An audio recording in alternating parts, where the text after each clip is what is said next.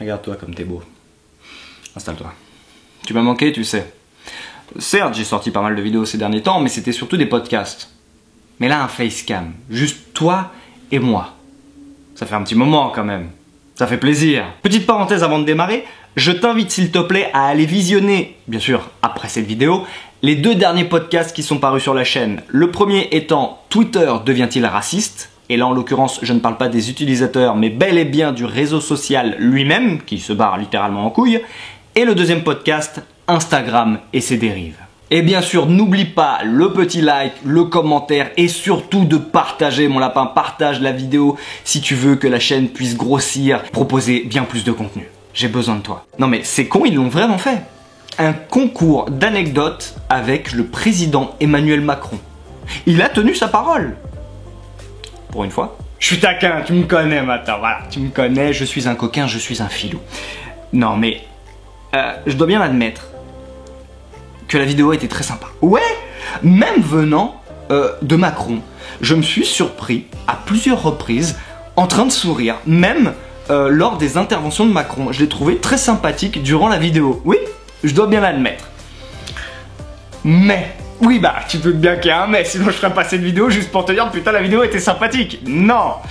Donc il y a bel et bien un mais. Et hélas, eh bien pour moi ce mais, il est pas si petit que ça. Pour moi c'est un gros mais. C'est-à-dire que au bout de peut-être 6-8 minutes de visionnage de la vidéo, malgré le fait que je la trouvais très sympathique, comme je te l'ai dit, je l'ai même regardée dans son intégralité, mais au bout de 6-8 minutes, j'ai pas pu m'empêcher de me faire cette réflexion dans ma tête. On est censé être en état de crise sanitaire. Oui, alors moi j'emploie les guillemets parce que, et je ne rentrerai pas dans les détails, c'est pas le sujet, mais pour moi on n'est absolument pas dans une crise sanitaire. Pour moi, le Covid-19, oui, j'arrive pas à dire là, pour moi ça sonne faux. Le Covid-19 pour moi n'est pas pire qu'une grippe, donc bref, mais je ne rentrerai pas dans les détails. En tout cas, on est censé être dans une crise sanitaire. Il l'a même dit lors de ses allocutions, nous sommes en état de guerre. Nous sommes en guerre. Et tu te dis, en tant que président de la France, que c'est le meilleur moment.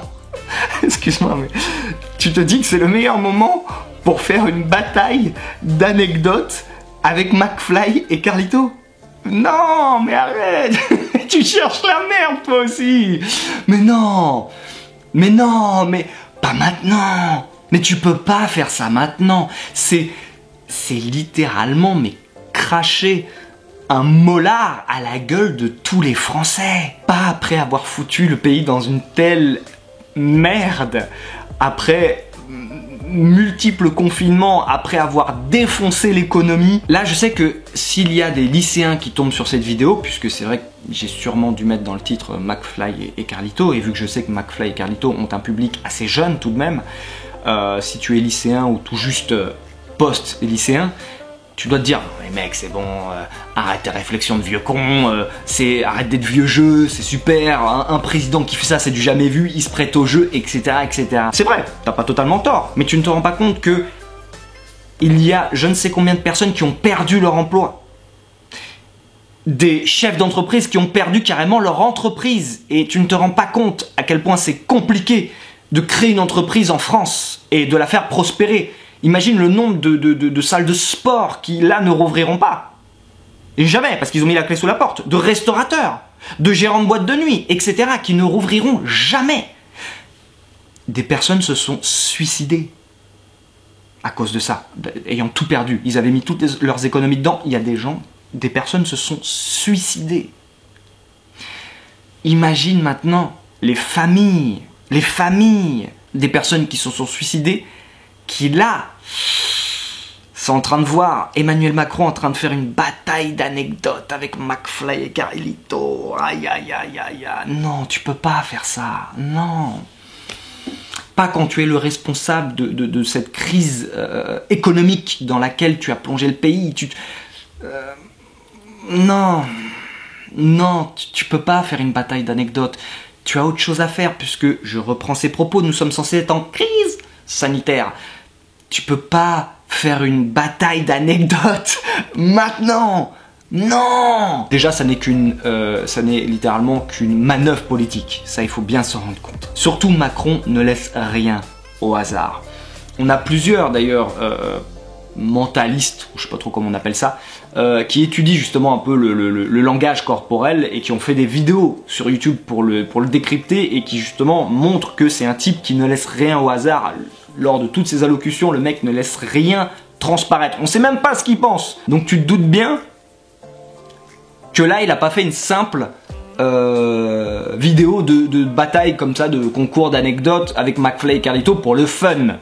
Juste pour le fun, absolument pas. C'est une manœuvre politique. Il est d'ores et déjà en train de préparer sa prochaine campagne électorale, bien sûr, qui aura lieu en 2022. Il compte bien se représenter. Et il sait que déjà lors du de la première fois où il est passé président, déjà les gens n'ont pas forcément voté pour lui, mais contre Marine Le Pen.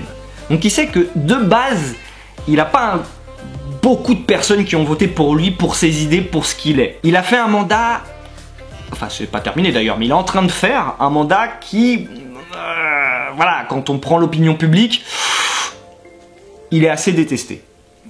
Je te rappelle le mouvement des gilets jaunes, etc.